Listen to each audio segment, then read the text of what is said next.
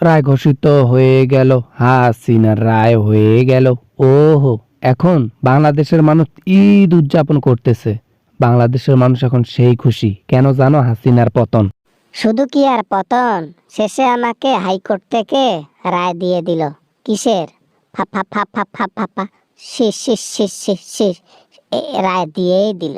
অনেক অপকর্ম করেছো, অনেক বাজে কাজ করেছো, টাকা পয়সা মেরে দিছো, মানুষকে গুম করেছো, হুজুরগুলোকে দেখতে পারো নাই। এখন কোথায় তুমি? কোথায়? কোথায় আর থাকবো, দিল্লিতে আসি, পিছন মারা দিচ্ছি আর দিল্লিতেই আসি।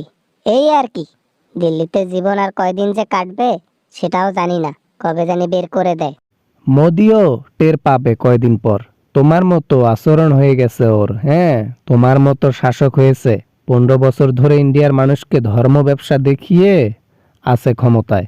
একটা জিনিস বুঝলাম না, বাংলাদেশের চাষা থেকে শুরু করে মূর্খ একেবারে যা যাবতী লোক আছে সবাই দেখি এখন রাজনীতি বোঝে।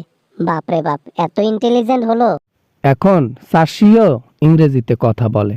ইন্টেলিজেন্ট হয়েছে কেন জানো? প্রতিটা চাষির ঘরে একটা করে শিক্ষিত সন্তান রয়েছে। তারা বাবা মাকে বুঝায় এবং বোঝে।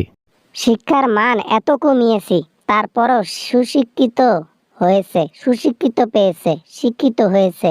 বাংলাদেশে অনেক চেষ্টা করেছি যেন শিক্ষিত না হয় কেউ। হ্যাঁ, কিন্তু আল্লাহ তাআলা তো যেটা কপালে রাখছে সেটাই হবে। অবশ্যই ভালোর সঙ্গই দেবে মানুষ, খারাপের সঙ্গ কম দেবে। সেটাই হয়েছে। 16 বছর কি কম কিছু? ইস, এখন আফসোস লাগে, 16 বছর ক্ষমতায় ছিলাম, ভালো কাজ যদি করতাম, জনগণের মনও পাইতাম, আর বাংলাদেশের মাটিতেও থাকতে পারতাম। এত অপমান আর ভালো লাগে না। বাংলাদেশের ইতিহাসে মানুষ তোমাকে মনে রাখবে। কত মায়ের বুক খালি করেছো, কত বাবার বুক খালি করেছো।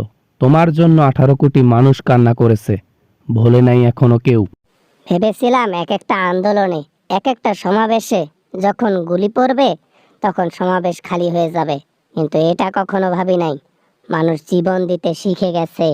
মানুষ আর কত সহ্য করবে, কত সহ্য করবে?